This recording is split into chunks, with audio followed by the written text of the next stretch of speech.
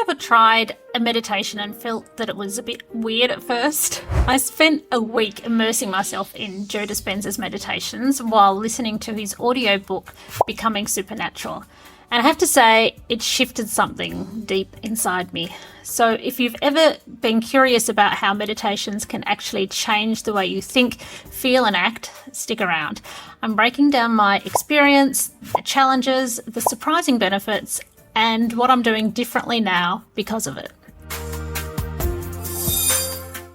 When I first tried Joe Dispenza's meditations, to be honest, the reaction was, why is this guy shouting at me?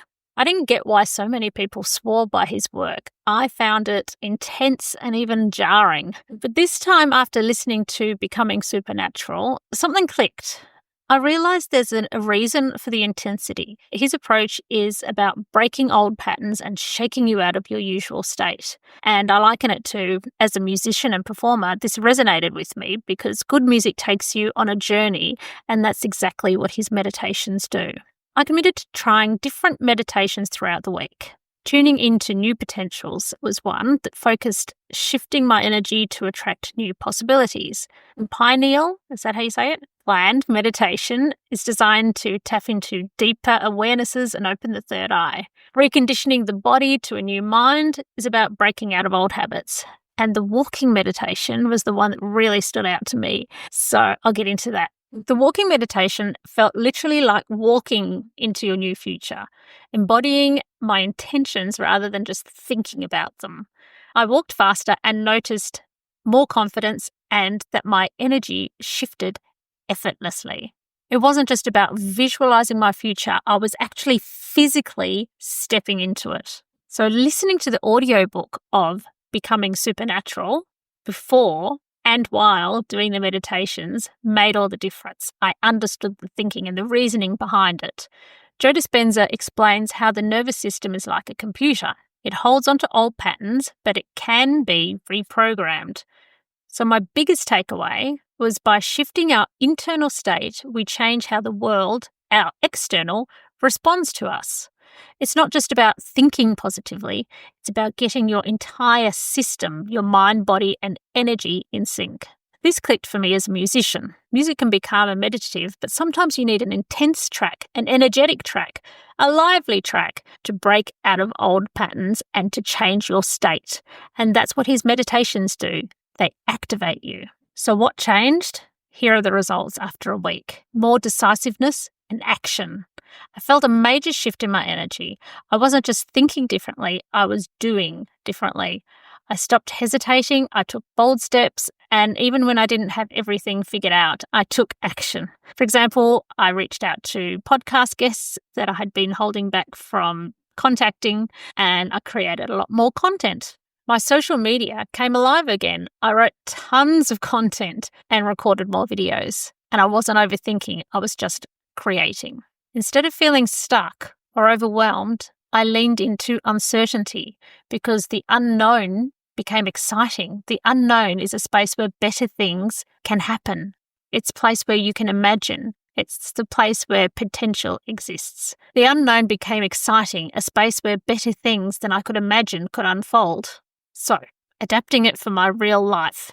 The biggest challenge was the walking meditation. As much as I loved it, it's an hour and 15 minutes long, and with kids and work, I don't have the time. Also, the other part is standing still with my eyes closed in public. No thanks. So I made my own shortcut version, building on what I'd learnt. Instead of using his full meditation, I listened to my own song, Next Level Me, because the lyrics literally say, I'm stepping into next level me. I'm here to be everything I can be. It's basically about kick ass, let's take on the world. So I walk while listening, repeating those words in my head, or sometimes singing it out loud, which keeps that energy shift practical and doable. I also walk around and listen to my own mantras that I've made. Which are like magic spells in my life. They've actually manifested things in my life. Joe's book dives deep into healing. Many people have turned their healing around using his methods. It reminds me of Anita Morjani's near-death experience. When she had cancer, she died temporarily, and she realised who she truly was. And then she fully healed. So this reinforced the idea that our mindset, emotions, and energy play a bigger role in healing than we often realize. Another topic that stood out was forgiveness. A Course in Miracles, which I listen to most days, has forgiveness as its central theme. So that's something I ponder a lot, and I realise that it's tough, especially for people who've been through serious trauma. So I was really interested to hear Joe Dispenza's take. Forgiveness isn't about excusing bad behaviour.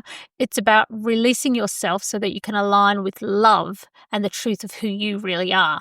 When you forgive, you align with love and you focus on love. And that is where your strength and your healing comes from. And so the week of Dispenza meditations was like a workout for my positivity muscle. It wasn't just about feeling good, it led to actual real action and transformation. So if you're curious about trying, keep an open mind. You might be surprised how much can shift in a very short time. I'd recommend pairing Becoming Supernatural with the meditation so you understand the approach and why he can get a little bit shouty. If you're not ready for his intense style, grab my free meditation. It's designed to calm your nervous system and help shift negative self-talk. So the link is there. Go get it and live your best life. Drop me a comment. Let me know what you think about Joe Dispenza's meditations. And remember to subscribe. I'll see you in the next video. Bye. Stay fearless. Hit subscribe and let's dive into the next episode.